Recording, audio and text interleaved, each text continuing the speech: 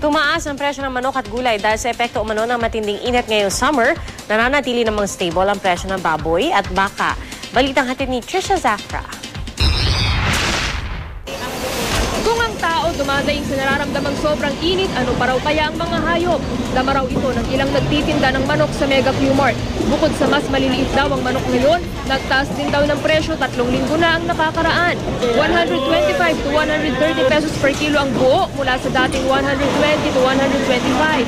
130 to 135 pesos per kilo naman ang choice cuts mula sa dating 125 to 130. Hindi naman gumalaw ang presyo ng baboy. Nananatili sa 165 to 170 pesos ang kilo ng kasim at pigi.